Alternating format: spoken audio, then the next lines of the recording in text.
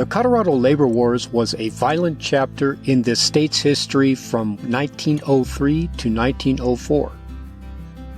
Labor unions were pitted on one side against Colorado mine owners and the Colorado state government on the other side. Most of the conflict took place in Teller County around Victor. 34 died in the violence. The heart of the conflict was the 8-hour workday, but a greater issue came to the forefront during the war, ending in a U.S. Supreme Court decision.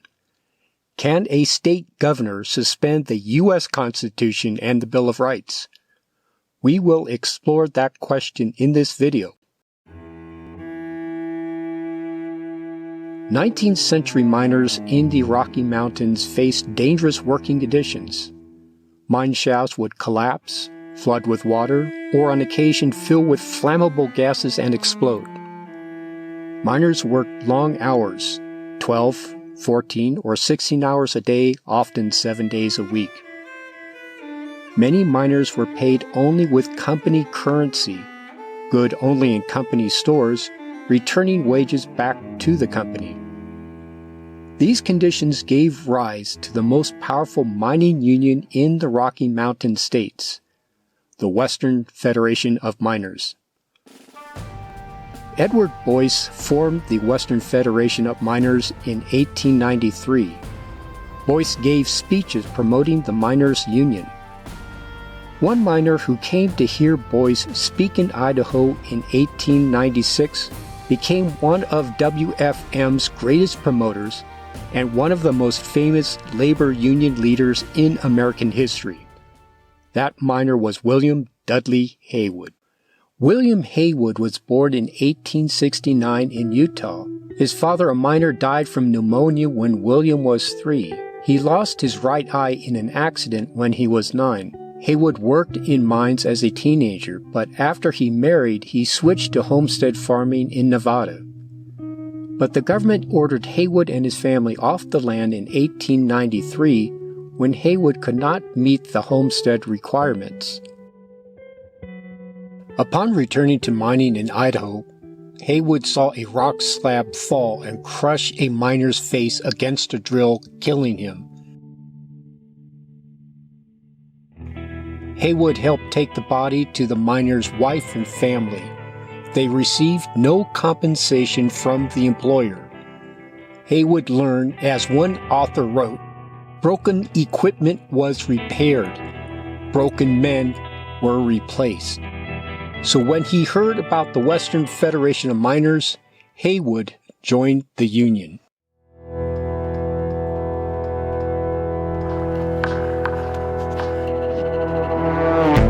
At over 6 foot and over 200 pounds, Big Bill Haywood was a tough and zealous evangelist for the union. Haywood told his fellow miners either join the WFM or hit the trail. Although the union pressured mine owners for better wages, the 8-hour workday became the real issue.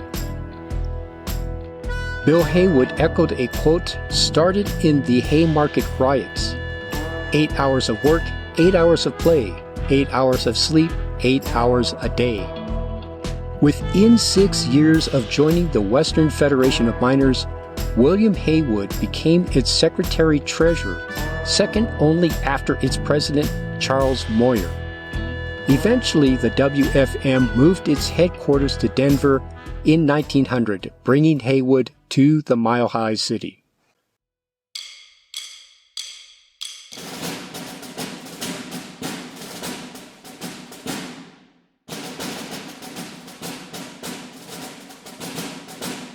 The Union miners called a strike in Cripple Creek in 1894 when mine owners lengthened the workday from 8 hours to 10 hours without an increase in pay.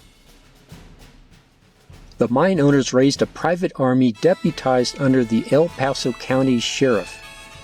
Strikers dynamited a mining shaft house and boiler. A gunfight left 2 dead.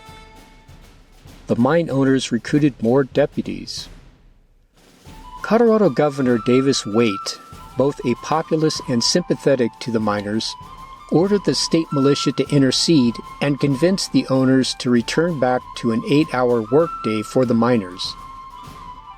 This was a great victory for the miners' union. They won their goal of an 8-hour workday with a minimum wage of $3 a day.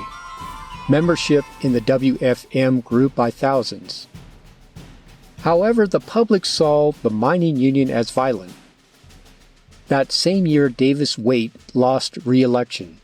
The WFM faced challenges without their political ally. The WFM union miners called another strike in 1896 in Leadville when mine owners cut wages. The mine owners refused to negotiate with the union. WFM union members attacked 2 mines. One attack started a fire. A gunfight left 4 dead. The violent clash further hurt the reputation of the WFM. Republican Colorado Governor Albert McIntyre ordered 600 Colorado National Guard troops to Leadville. Unable to hold out, Union miners returned back to the mines for $2.50 a day. In their convention in Denver in 1901, WFM leaders called for a complete revolution of social and economic conditions, the end of the wage system, and the end of private ownership of mines.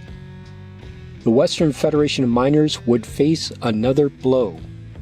In the 1902 elections, an amendment to the Colorado Constitution was put up on the ballot to make the 8-hour workday law. The amendment passed by 72%. However, the amendment had to be passed by the state legislature. Under pressure from mining companies, the legislators did not approve the amendment. Haywood wrote in his autobiography that John D. Rockefeller was, quote, wielding more power with his golf sticks than could the people of Colorado with their ballots. The following year, the Colorado labor wars started. In August of 1903, at the urging of Haywood, the WFM called a strike shutting down the entire Cripple Creek mining district. Tensions grew after a house of a union member burned down. A mining shaft house burned down. Some people were beaten. In September of 1903, the newly elected Colorado Republican Governor James Peabody ordered 1,000 National Guard soldiers to Cripple Creek.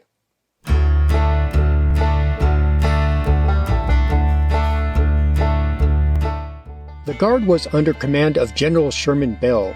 He was one of Teddy Roosevelt's Rough Riders in the Spanish-American War. Bell treated the strike as a war. "I came to do up this damn anarchistic confederation," he said. Bell and his men began daily arrests of union leaders, union members, people known to be supportive of the union, those who questioned the need for the troops, the staff of the local Victor newspaper, even a justice of the peace, and the chairman of the board of county commissioners. They were all placed in a military stockade in Goldfield called the Bullpen. Teller County District Judge W.P. Seeds held hearings on writs of habeas corpus. General Bell responded, "Habeas corpus be damned, we'll give 'em post-mortems." 90 cavalrymen surrounded the courthouse. Snipers took positions on the roof. A Gatling gun was placed in front of the courthouse, and the prisoners were escorted by soldiers with fixed bayonets. Despite the military presence, Judge Seeds ordered the prisoners to be released. General Sherman Bell refused to release his prisoners. Bell called his actions military necessity, which recognizes no laws, either civil or social. Bell's actions did not go unnoticed by the Colorado newspapers, as this political cartoon depicts.